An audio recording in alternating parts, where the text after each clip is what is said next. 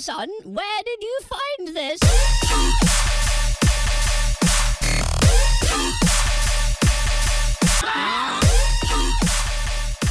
Welcome back yet again, gamers. Oh, I'm starting to feel the itch. We may have to think about getting these weekly because, I just get the itch now for it. I'm so excited.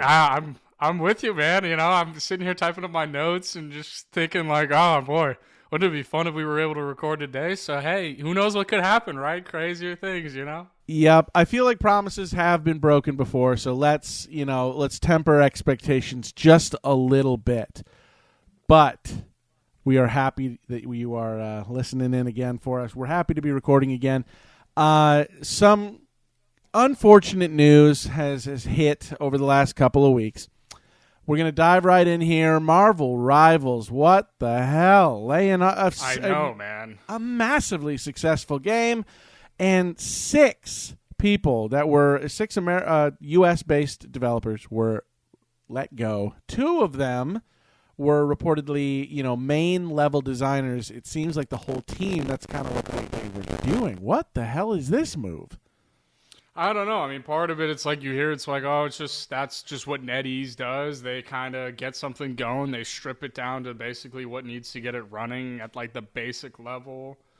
Part of it is, the possibility of like just a Chinese company wanting to insulate themselves compared to against like having American input, things like that, just because of a world political stage. It could be interesting.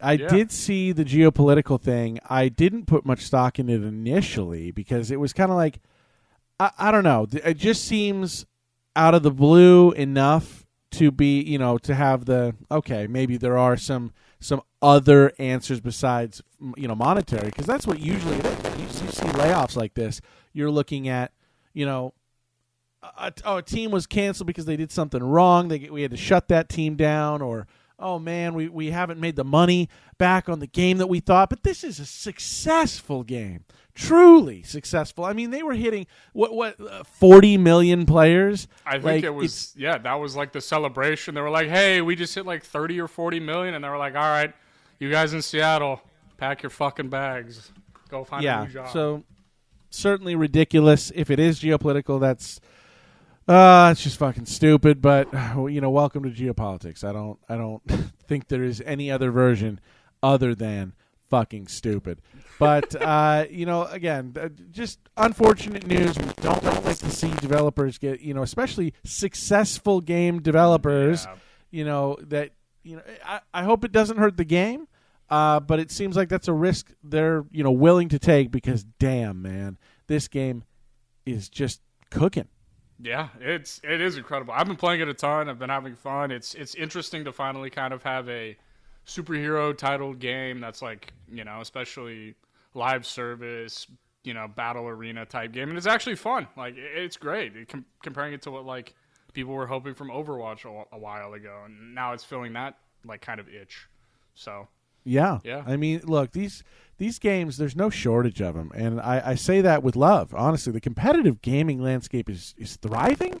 I say competitive, and I don't mean pro. There's the pro scene, but I just mean when you're playing a game and you're playing a multiplayer game against other people, so competitive gaming.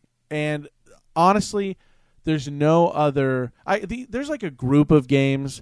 I don't know what to call them as a group because they encompass different genres of gaming, but it's essentially the games that are focused on getting you to play rounds. Sure. You're playing, focused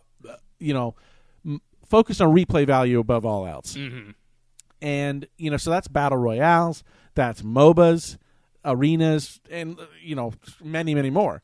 So, there's certainly, games to choose from that are, in this category. I think it's all thriving, so I'm just calling it the competitive, landscape right now.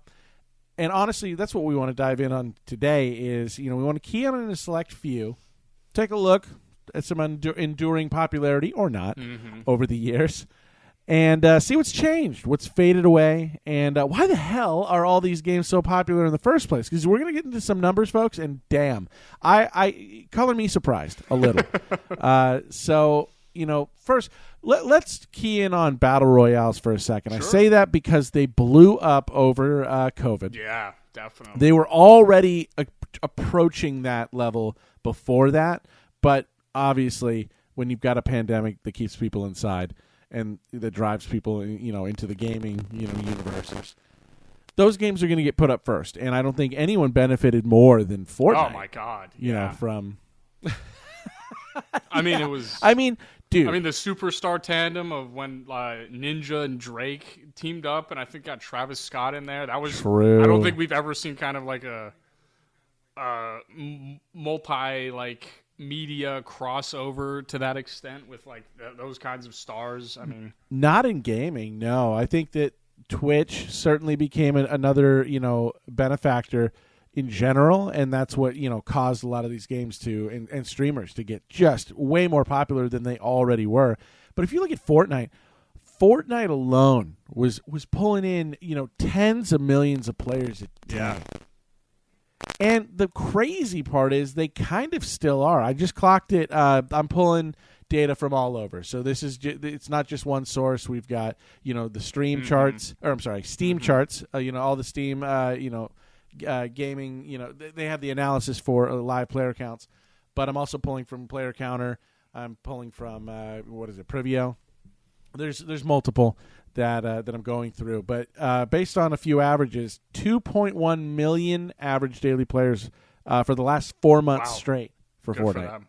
Yeah. Yeah, usually their peak is 13 to 15 million players a day. Once they hit that, or not a day, but just that's their peak there. But yeah, over 2.1 million average. That's so crazy. I mean, they made a great business move in making it not just whatever the build only mode and then having the no build and turning it into just a pure BR where it's run and gun. I mean, how many streamers that's kind of their they had backup to pivot game where it's I don't have anything to play, let's just play Fortnite. Simple, it's fun. Yeah. They had to pivot at a point where they were starting to get hit with a lot of copies. I say copies. Obviously, there are a lot of different games. They're not direct copies of each other.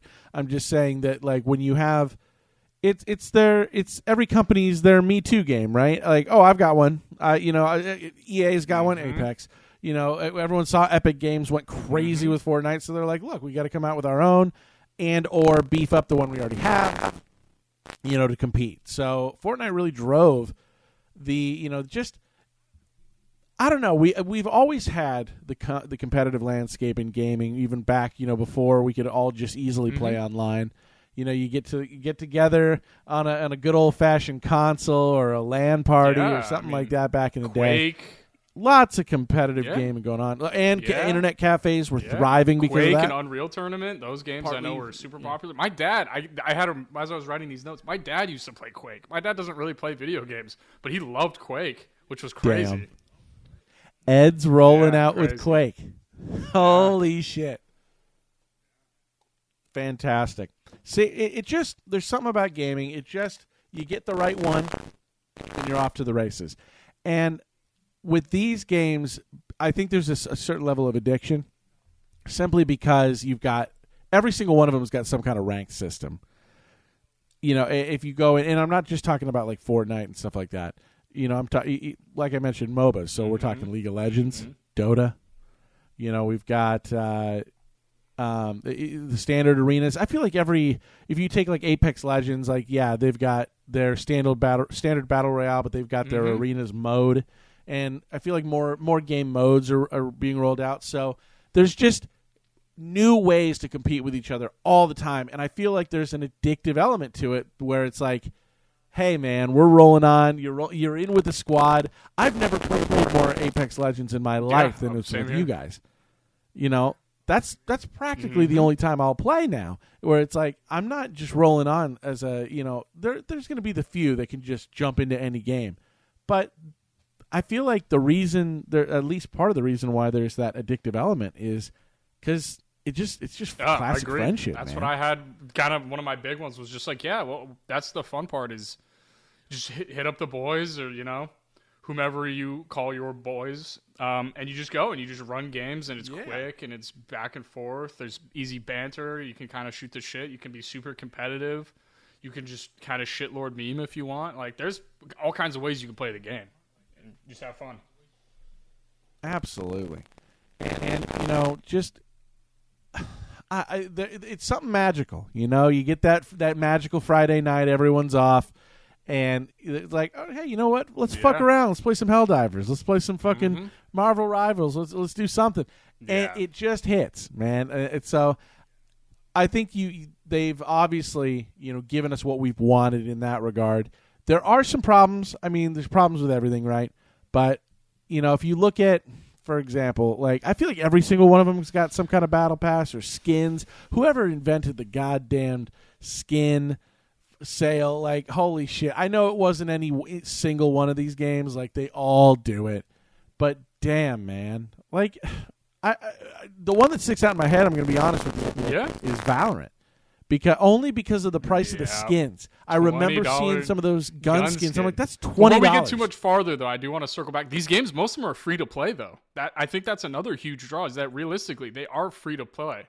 So most people aren't, like, I think it creates an easier barrier to get in, because you're not having to, say, like, just you and I, when we're trying to convince each other, part of it is like, hey, it's a free game, man. Like, you don't have to spend anything. You just got to download it and play, Yeah.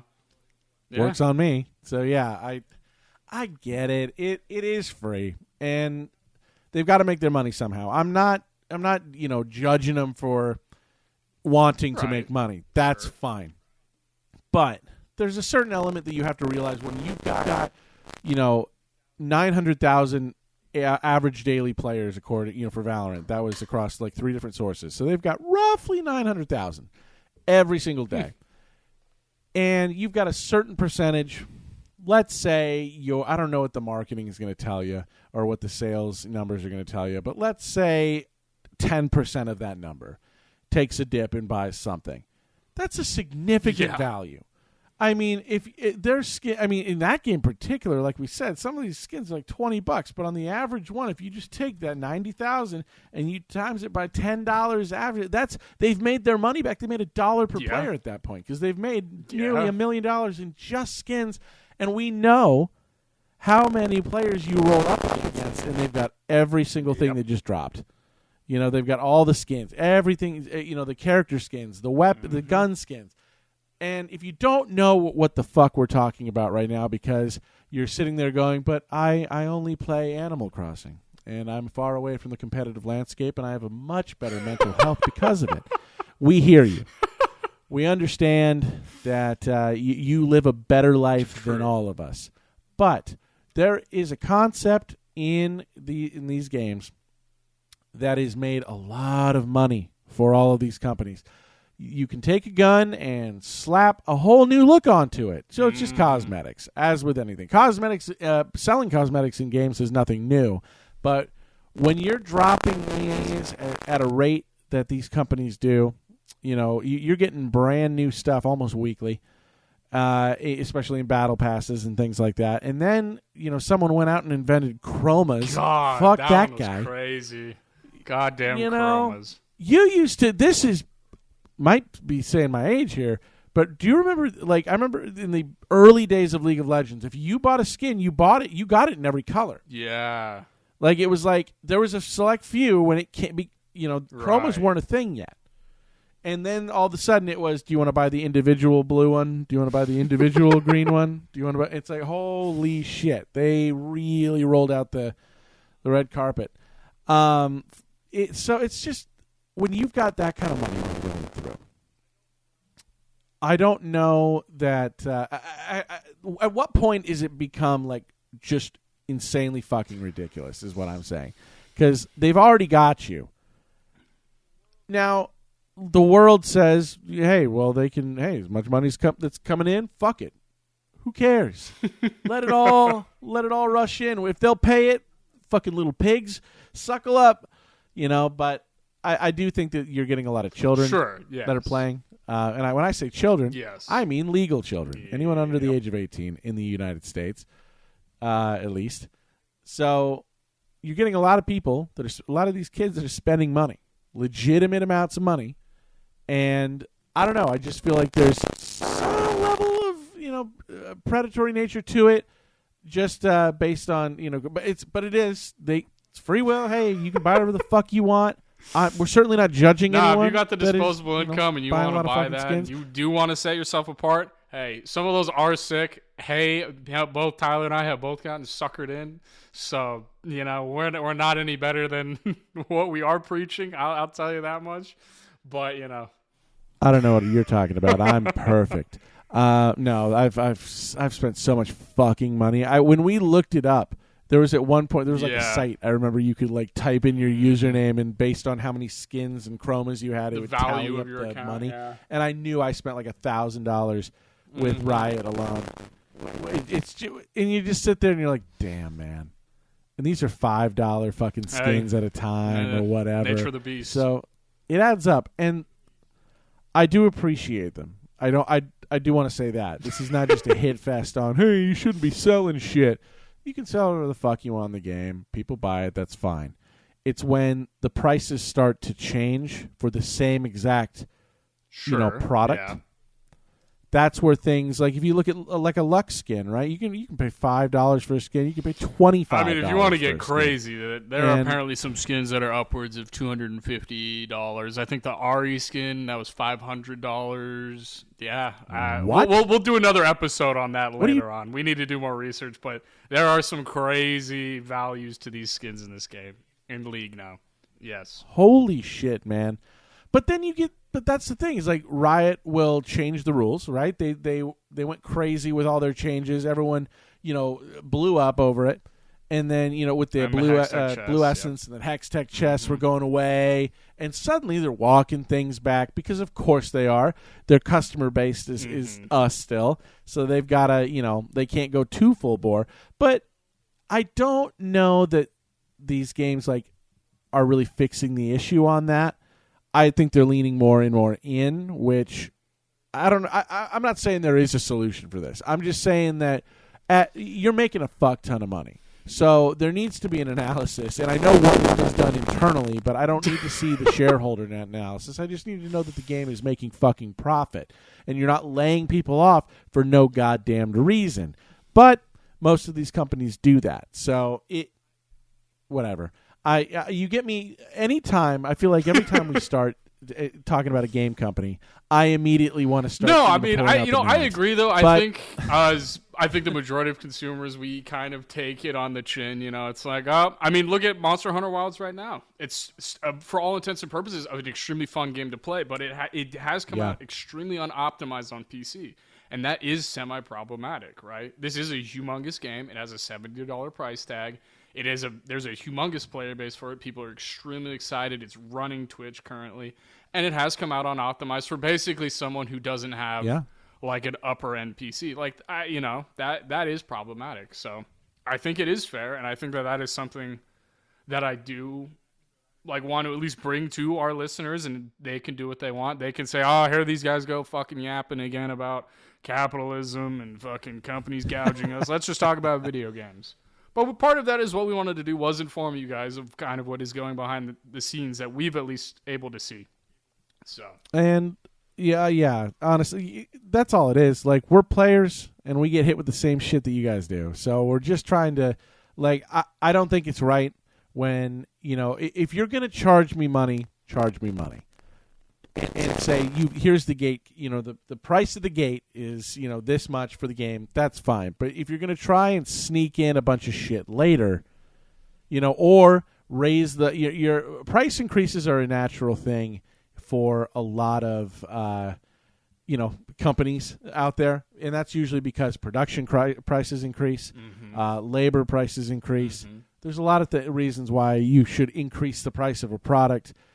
Based on, whatever year you're manufacturing it in. But what key word I just said there was manufacturing. These skins, once they are created, there's nothing else left to do. That's correct, yes. It's been created. And they're not losing money putting it on a shelf because it's all digital.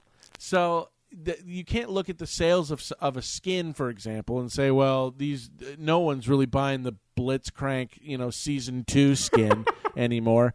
We should cut it down. Why? It's not using any money. That's the thing about these extra shit that you put on is that these aren't products that are, just, they're so unprofitable and we've got to raise these prices, otherwise we just won't make enough money. They are making money. So I just don't see the connection there where you can't feed me bullshit, Riot, or any other, game. You're making money hand over fist with this shit, and that's fine. You can do that. Just be honest about it. All right, I'm going to get us back onto the tracks here. Why do we have fun playing these games, though? Like, oh, yeah, the good shit? Oh, okay, this was supposed to be fun and happy. That's right.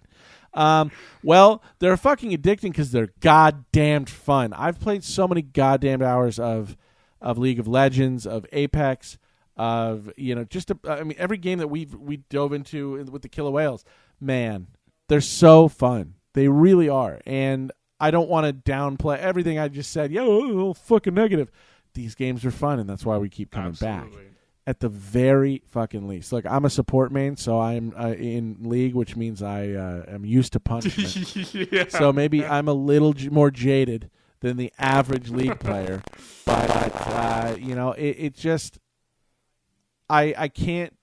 I've been clean for 2.5 years on League, I'm thankful to say, but it was a fantastic run. No, we had really good times. Just you so and much I fun. do it for a while, and I think that's part of the fun of especially like a MOBA is like, yeah, it is just you and your boy, and you're trying to have more like command over the game, but it's also fun to sit there and like see you two progress as a team, and obviously going into like a battle royale, seeing the trios, like figuring out how you're gonna play, and kind of getting almost like sort of like a lingo together, and knowing like, all right, well, this is gonna happen. My boy's behind me, like watching my back, or he's gonna win the 1v1 type of thing.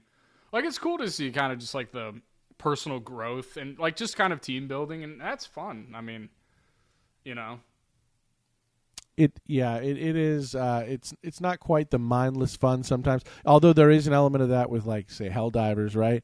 You drop into a bug planet and just start firing off. You and me last night, we were just like, hey, you want to just play some Helldivers? Yeah. Fuck it, let's see what happens. No, I love that shit. It's episodic. It's it's kind of like missions based a little bit. You're going in with League. It's like 30 to 40 minute average games. Valorant. You've got the a bunch of rounds in a row. The Apex, and Fortnite, and all these games that you can just play over and over and over again. And look, they are fun because a lot of crazy shit can happen. And I mean, look, some of these player companies, man. I'm telling you, like Counter-Strike 2 right now, going absolutely strong. I mean, that's an OG for their a tactical peak shooter. What do you I don't think anything's gonna really come. Yeah, they were waiting for that one for 20 years. So, well, and they're averaging still, since launch, over 1 million players per day. They had a peak of this year so far of like 1.78 million. So there's still plenty of of players that are it hasn't fallen off at all since the launch. Call of Duty, see, when you have a long-standing thing, right? Counter-Strike 2, that's certainly long-standing, but that's a brand new title after, over a decade and a half of waiting. Whereas, Call of Duty, you've got a game coming out every year. They're still pulling in around 160,000 daily players for all versions of the current game. So that's Warzone, that's Black Ops 6. I don't know. It goes. I don't know how many are supported, but still, that's a respectable number. It's certainly a drop off from 1 million, but you got to think that these titles come out every single year. So I mean, I guess just to interrupt you real quick, what do you think is like the fact that it is a quick gameplay loop? You die, you go again. You die, you go again. Maybe you're just chasing that like, oh well, we're gonna be the winners in that victory royale type Fortnite thing. Is that kind of what you think keeps people at least on that kind of wanting to play these games because it is such a quick gameplay loop that you can play like 60 games a day if you really wanted to easily? Yo, you just pulled a hot take out of me. Hot take of the day, folks. Going in early. Well, maybe not early. We are 25 minutes in. Well, honestly, these games, I think that if ranked wasn't a part of it, it would not. No, I agree. I mean, that's my hot take. I don't know when I was gonna put this in, but I did pull a couple of like some of our friends, some of friends I've met in the last couple of years who've, 2 top 500 like Overwatch players. And that was one of them, was just like wanting to be competitive and constantly pushing yourself to kind of be the best at either a player or a role, what have you. So I think that is very true. If there wasn't comp, I think the games would kind of suffer like the normal, like, well, this is fun for about 3 weeks, but there's not really anything holding me to this game because there's nothing to tell me that I'm as good as I am, Well, it's just one of those things for me that it's not so much the competitive nature of it, because it's still, you could play these games. There's a normal mode. True. Yeah. There's non-ranked, but I don't think that they would be as popular. I truly believe that half of the appeal when you're going into these games is like you're in the thick of it. Yeah. It's a world or a country or whatever ranking it is, and you're part of it. I feel like everyone likes to be a part of something like that, and I feel like it just amps you up a little bit more, especially when you're, oh, I'm high silver. Oh, I'm almost gold. I better keep playing. Yeah, no. Especially if you're on a run, right? What is it? Well, you got to keep the win streak going, but you can't end on a loss. Yeah, I had that one. So it's just cycles you. If you keep winning, can't log off. How many times have we done lose, that where it's just like can't end on a loss, and all of a sudden it's 3 a.m. and you're like, wow, I really am not in a good state. There's some drywall next to me that might have, I just it's one of those like feelings that you can't shake. You sit there and you'll play till 2 a.m. when you're first getting onto these games, because it's just so fun to keep, that's not even counting, like, honestly, just the game itself. It's just the fact that, like, you're in with potentially hundreds of thousands of players all playing this game. Everyone's dropping into these rounds, and I don't know. It's just kind of magical, like a little bit, but it's all designed that way to keep us in, and it's brilliantly done so. I mean, look, I mentioned Call of Duty, like Warzone rounds. They've got probably like pulling at least 80,000 of that number. Then you've got Apex that is still, if you combine their Steam numbers with just having the game outside of Steam, they're still at a respectable between like 130,000, 150,000 a day. That's higher than I thought it would be. Not terrible. I haven't heard anything about Apex in the last probably almost year, I think.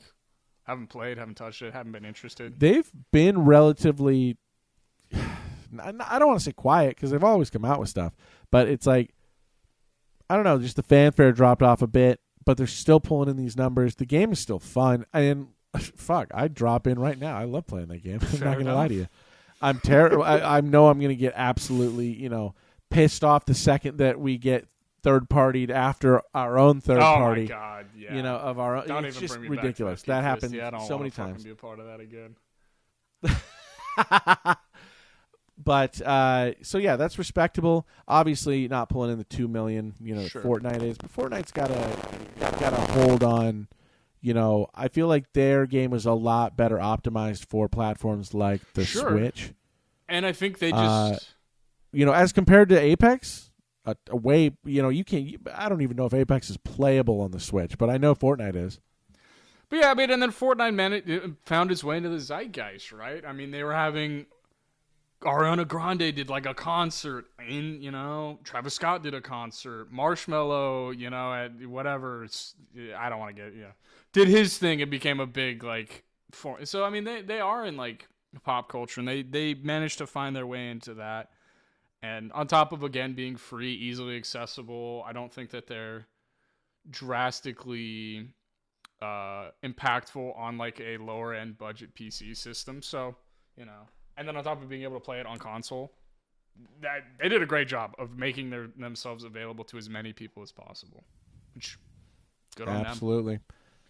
Yeah, and you know what? As long as they can keep, you think it's like a game that's been around for a while. Is there going to be any innovation? Are players just going to naturally drop off?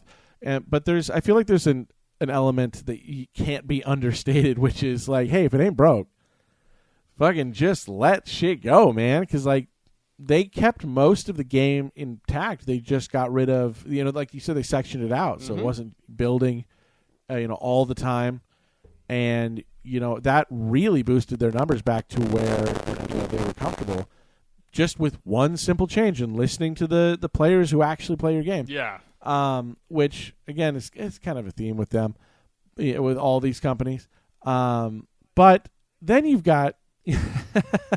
There's no easy way to segue into this, folks. I'm sorry. But if you look at the numbers for, say, Overwatch 2, yeah, and you see 25,000 players daily, that is nothing. No. Compared to their peak. Yep. I mean, what is that game even doing at this point? They had a great product, and then they just, decided to monetize, not listen, make changes that I don't know that people really wanted, and then Marvel Rivals swooped in and took that back and said, well, we're just going to do all those things, but we're also going to slap the Marvel label on top of it, Now instead of like, Zarya or Diva, now you're the Hulk or you're Thor or you're Spider-Man, which apparently everybody wants to play, and if you're a Spider-Man main, we aren't cool.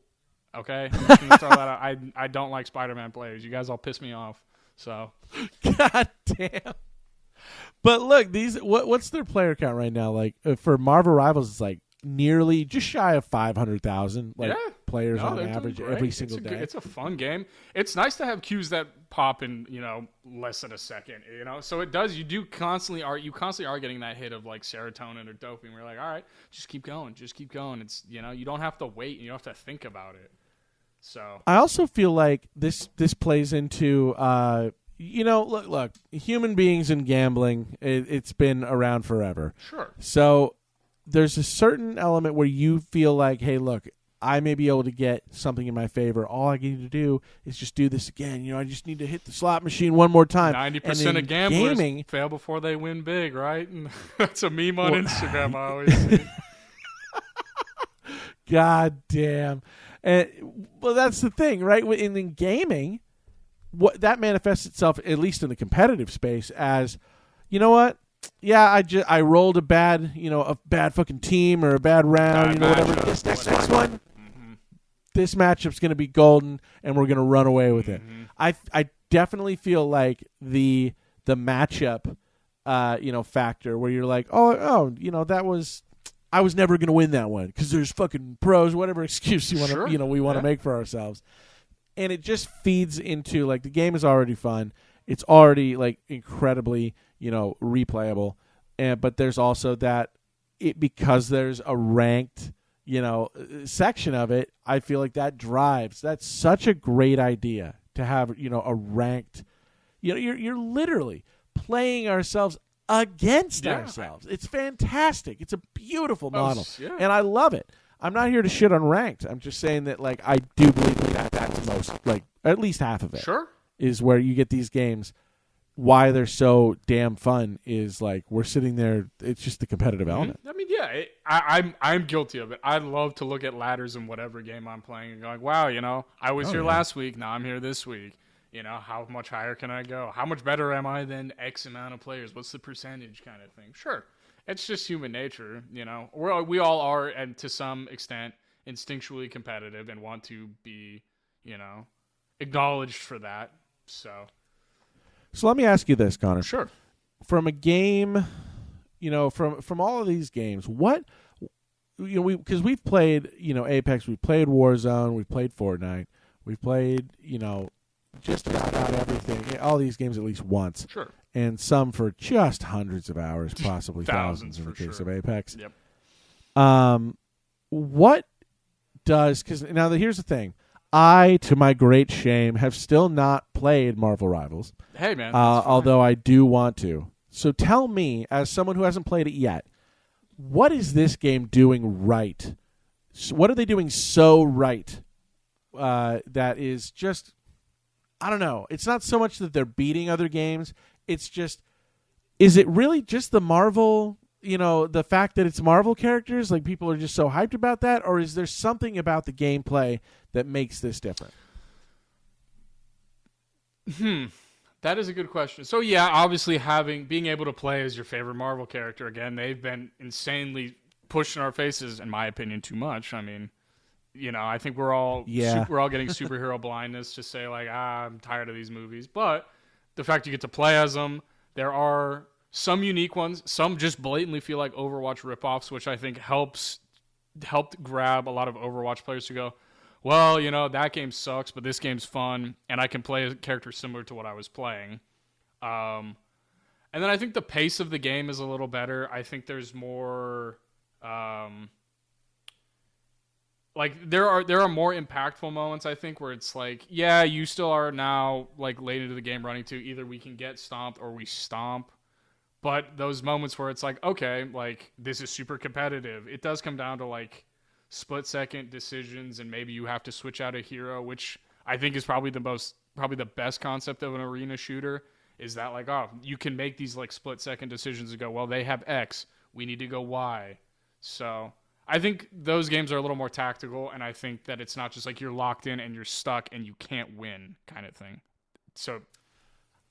Yeah, that brings up the second you started, looking at the call out, you're saying, we've got to make these in-game, adjustments. It's easier to do on the fly in Marvel Rivals and really get the team involved.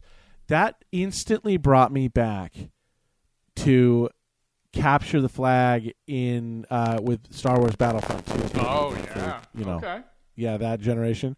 The original. Like, what was it, 2005?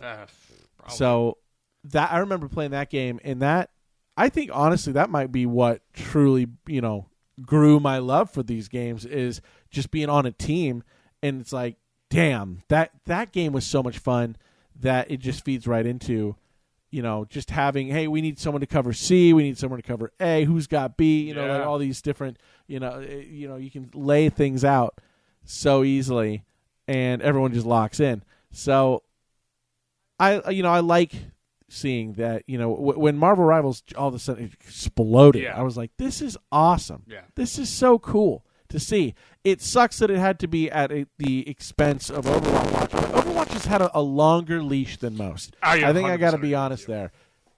They have had every chance to just do right by their players.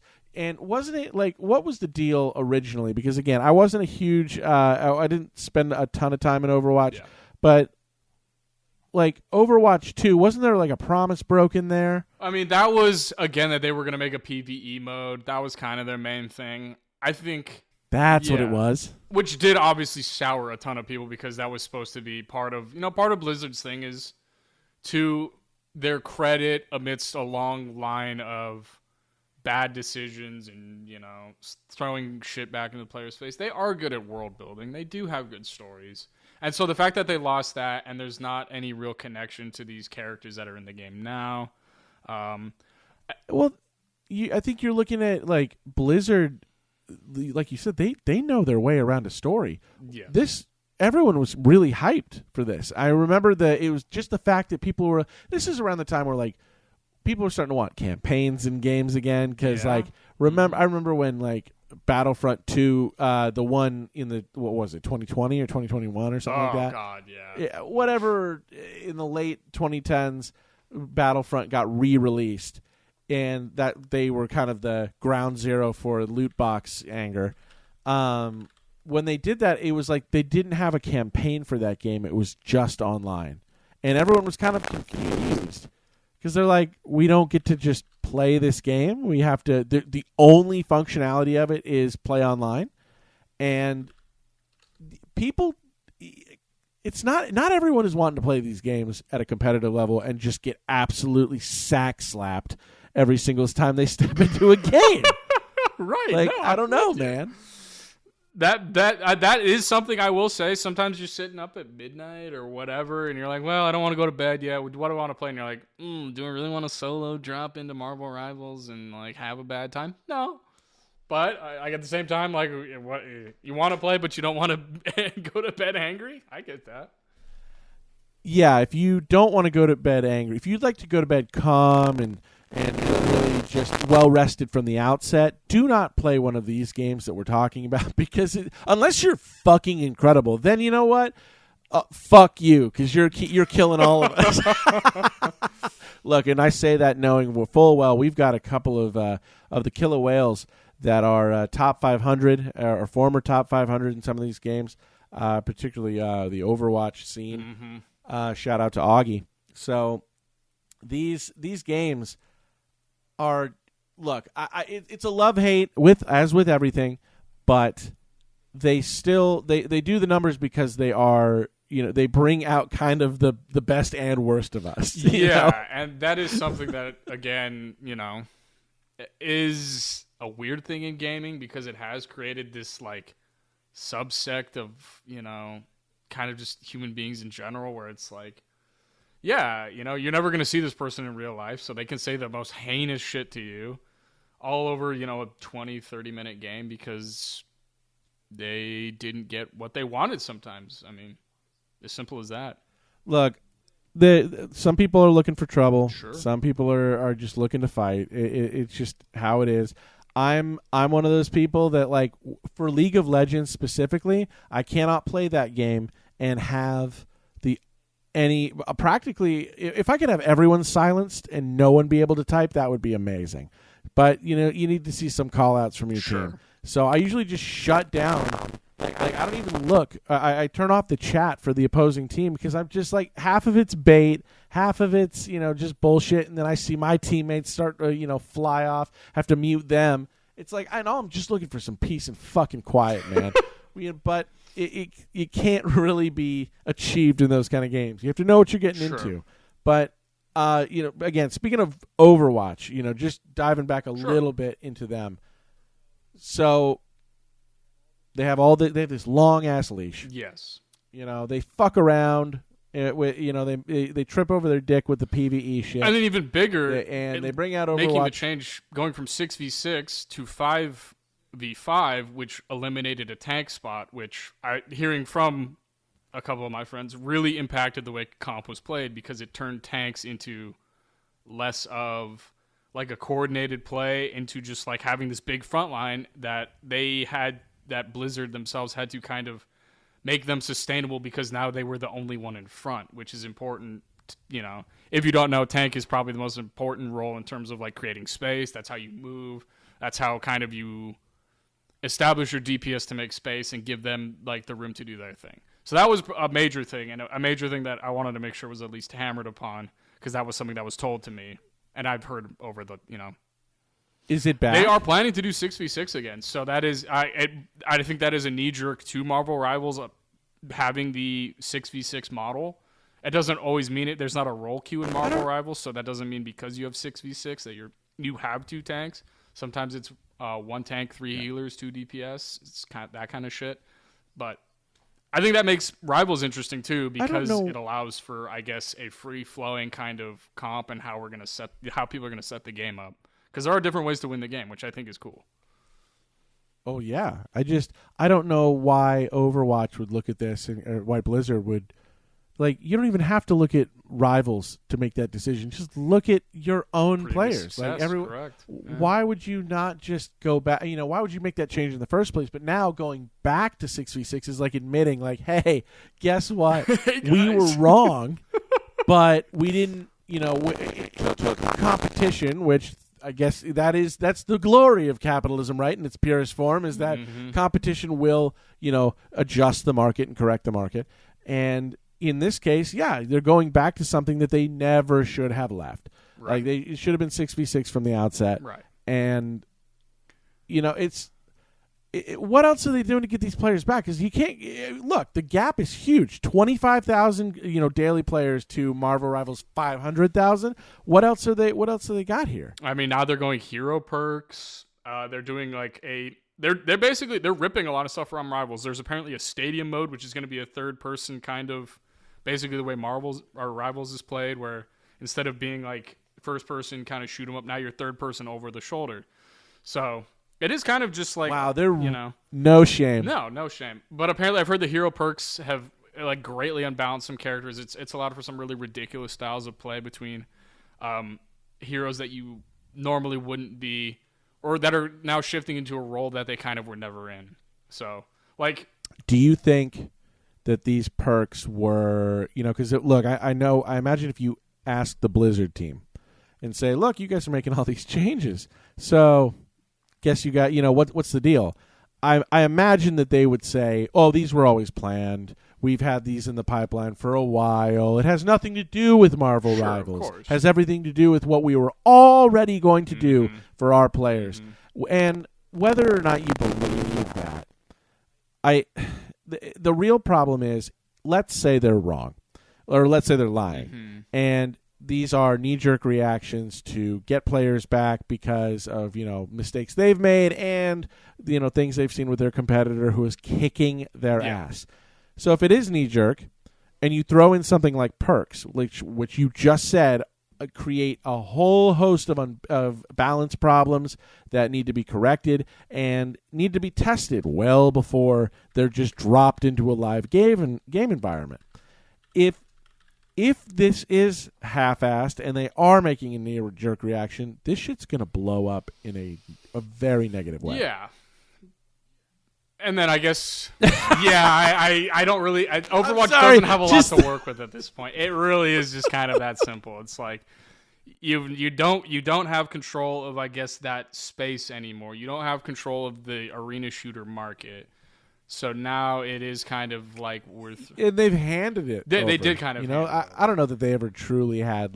Like there was a hot minute where everyone was playing Overwatch. Absolutely. But they've handed that market away. And I don't know if they ever got it back. It's kind of like people just look at this as like... I mean, from my perspective, as someone that wasn't crazy into Overwatch, but I did play, I look at this as like Anthem 2.0, like before our very eyes, where they're just fucking up.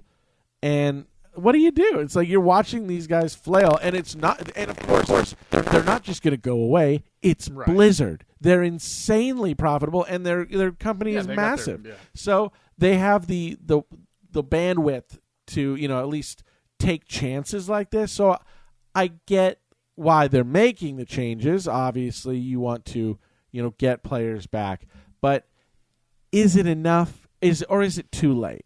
I mean, we are kind of in a short memory kind of space, right? It's a never say never situation. And this is, I guess, is leading into something that I think is also interesting in terms of not even the competitive or anything. But you do play like heroes because you genuinely like their kits. You think it's fun. You think it's just, it fits the style of how you kind of want to play, right? So giving characters hero perks on top of a character you already like and letting them play, a little bit different than, say, someone if you're in a mirror matchup and doing something different. Like, right, why did you like support? Because a lot of them had big CC moves. You were more impactful without having to be like a solo laner. And that's also, I guess, what I wanted to key in on my other top 500 friend who was nice enough to write on my notes. Appreciate you. They told me the same thing. They were really interested in, I guess, the characters and kind of the lore of the characters, and it made things a lot more interesting to kind of resonate with someone or have a feeling of like, well, this is how I want to play the game, and I found that niche, and now I can stick with that and move forward. So I think the hero perks is interesting because it does create more of a flavor to each character, right? Which it'd be interesting to see if that plays out or if it just colossally fails because characters are insanely imbalanced. So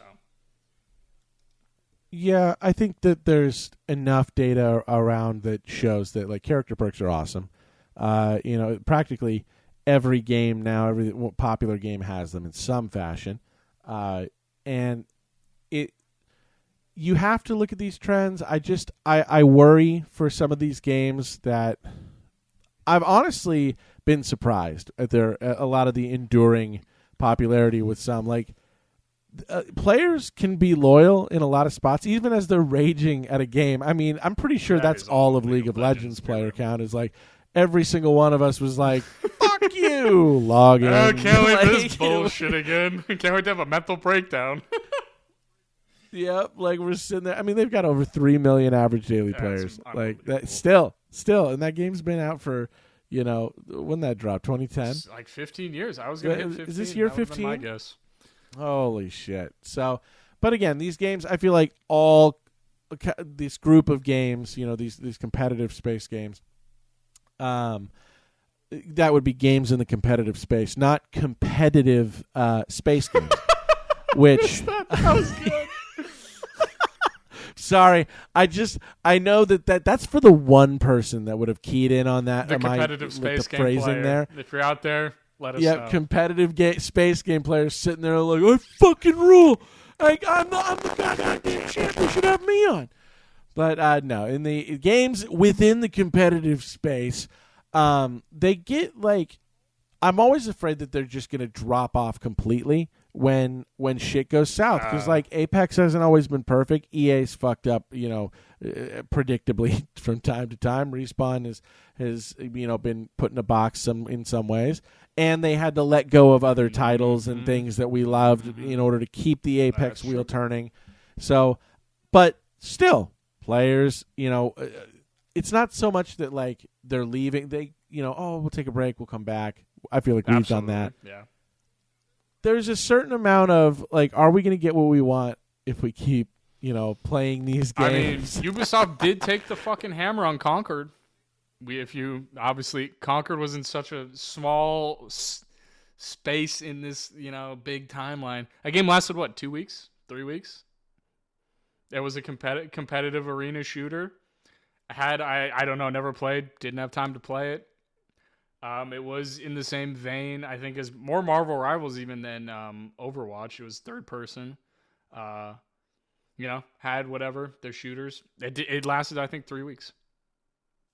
What was the DC game that failed? Oh, Suicide Squad, Kill the Justice League. Oh, yeah. I mean, but, a looter shooter. That was a looter shooter. Which, I know, it's not like the same thing necessarily. No. Because there's like an element to it. I'm just thinking like along the same lines of these companies that will just, like, that's what I expect when shit hits the wall, is that game immediately hit the floor. Yeah, They never had anything. So I always expect players to just turn because of, how many review bombs we've seen over the years, and like, we've seen titles truly just, I mean, you get these companies that blame us for, the failure of their games. Like they will take it to us, and I know that a lot of that is bluster and bullshit, but it makes you think, where it's like, is that the nature? Like a few people, we're all looking at, we're the stampede. A bunch of people start talking shit, and we just, I'm always worried that the game is going to fall off in that regard. But it has endured. Popularity of all of these games has endured, if not gotten stronger. And I feel like, the beauty of gaming is that everyone is not locked into the game they play, Correct. right? They can play any single one of these games that we've mentioned. You can be playing all of them, throughout the week. And to capture, because this same 130,000 that play Apex, they may be the same 130,000 that play Warzone. You never know. True. Yeah. It's, so you're not fighting for a market in a traditional sense anymore. It's not like you're a grocery store chain and you need people to shop at your store and nobody else's. Mm-hmm. No, you can have players bounce around. So I guess this is kind of an enduring, the genre itself of all these games endures above all else. Yes. But then you will get games like Overwatch, which, they overplay, overplay their hand. And, now they have to come clawing back, which, again, is very lucky for them because that they've got Blizzard behind it. Otherwise, this game would have been tossed out, Definitely. the second that they, get dipped into the single-digit, thousands in player count. So, I don't know. When we were talking about this episode and we were trying to figure out, just like, there's like a global obsession with the games. With these style of games, and which we obviously wanted to talk about the ones that are standard setting and trend setting, but I just, for me, again, I kind of keyed in on that addictive, sense of it, where you almost hate yourself coming out of these games. I mean, I think that's, but you're still, it's fascinating to me because I always want to come back and play them. I mean, I'm with you. It is kind of one of those things where it's like, there was a good, probably at least 5-year period where that's all we played was competitive games. We really didn't if nobody was on, I guess we all branched out and did our own thing. Some of us still played those games by ourselves.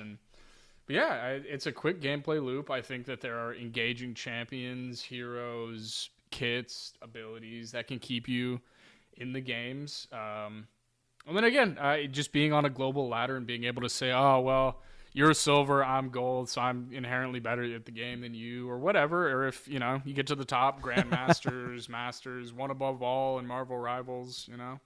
Yeah. So. Yeah, and I mean, look, I love these games. They're going to be around, and even though they, can piss me off in one fashion or another, the replay value is amazing, and while they are going to try to make their money through skins and just the general gotcha system in general that kind of plays out. I mean, I'm pretty sure in certain countries, like when you're opening like Apex chests or the Apex Legends chests, you can't even, like, in certain countries there is no gotcha. It's just here's your currency. I don't but for us and many others, it's you're rolling for high. I think they actually level some countries ban the game because it has a system like that. I think there's some countries where you legitimately can't play it because they don't want those gambling systems. See, that's why it fascinates me, man. That's why I brought it back. I keep coming back to this point. I feel like a broken record, but it's like it's fascinating to me that some people see it exactly the way I'm looking at it, which is like this is like almost it's predatory gambling, for sure. In terms of the money spent, not the free to play. That's obviously it's free, but in just when you're spending real money on this shit, especially when you don't necessarily know what you're going to get out of it, whether it's like a chest, if you're spending money on Hextech chests before League made the changes, or if you're going into Apex chests and whatever. There's just so much that it feels wrong about it, that seeing other countries outright ban the entire game because of it, that's a little extreme in my opinion. I do think that there needs to be some kind of oversight, but I'm not sure honestly right now what that would be. That might be a whole episode in itself on how to cap that. But there's nothing stopping them right now. That's the thing. It's like, this is not necessarily a problem. You don't have to buy shit if you don't want to. And I'm not saying that it's a problem that they offer things at all. It's just a matter of like having that addictive element. It just doesn't always sit right with me. But anyway, I've talked way too much on it. Hey, if there's anything, there's no other person I'd rather sit here and talk about how capitalism has bled its way into every facet of our life and created these weird, pseudo-predatory systems that force us against each other, Yeah, I just... Oh, man.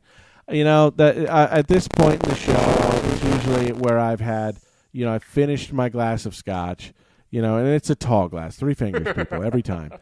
And, we usually start off with a rip of the old Pennifer Aniston.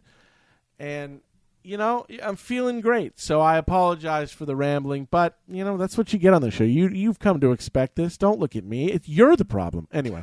You're gaslighting the listeners now, man. That's absolutely. We've turned the gaslights fully on here at the Tryhards. But Connor, what are you playing lately, man? So there's this game demo that just came out. It's called Fellowship. Nothing to do with Lord of the Rings. Don't get it. Anybody that's into it, don't get crazy. Don't get it twisted. And then this is also me selling as a classic WoW player. But it's this demo, and it's just a mythic dungeon simulator. It's fun. You go in. You don't have to worry about really. You get gear as you go. You don't have to worry about getting a character leveled up. The matchmaking system's cool. It's a fun little demo. And then, I think I'm going to wait a little bit, and then I'm going to dip into, Wilds. It's, what are you going to do? Yeah, I was going to say, like, Wilds is out fresh as of this recording. So, I've thought about dipping in myself. There is, for me, whenever I look at a Monster Hunter game, Monster Hunter World was so awesome for us as a friend group. Yes. And then it for the level of fun it was, spin that completely around, and that was Monster Hunter Rise. Like, I spent $60 on the game, we all did, only to fucking not play it. And you know what? This ties perfectly into that episode because you know what else we were playing at the fucking time? League of Legends. And guess what we went back to? Fucking League of Legends. So. Oh my League! You know you've torn apart so much of our gaming, the fabric of who we are as gamers, and you know I don't know that like I still have. I think it's a trick. I still have fond memories playing support, but I know that as soon as I log in and see the fucking screen to queue, I'm going to be like, I'm out. The pain will rush back in. But, yeah, So you're playing, so Fellowship, is this free? Is this paid? It is a demo currently on Steam. It is completely free. It is... check it out if you're ever interested in playing World of Warcraft and just doing the end game dungeon type of stuff. Absolutely worth a try. I think the characters are super fun. I'm hoping that the game stays around long enough and they can add. The maps are great. I think the maps are super fun. The bosses have actually really, really well thought out mechanics, and as you go up, they get stronger and add more mechanics. It's a very interesting idea for a game. If you were ever been interested in anything sort of like that, definitely check out Fellowship. It's very cool. Not an ad, by the way. No idea who the developers are. I just am passionate about those kinds of games. So check it out if you were interested. And then the podcast side of me says, but it could be. Hit us up. Somebody. But it could be. Anyway. But okay. Awesome. Well, for me, I'm dipping into the old favorites. So they started Steam Workshop just got added for the Command & Conquer games, which is a good sign for me. You know, as a lover of those games, you know, I love my favorite, you know, game out of the series is Command & Conquer 3, Tiberium Wars, and Kane's Wrath. Love those games so much, and to see the love still being shown for them, you know, they're adding Steam Workshop, which makes me think that they did just drop the collection. You can go and like get all of the Command & Conquer games for a decent price, and I'm hoping that leads to more coming out. The RTS world is incomplete without the Command & Conquer series. I'm you know still love to play those games, and so I've been diving into to more Kane's Wrath, Tiberium Wars, whatever the third gen of the games. So.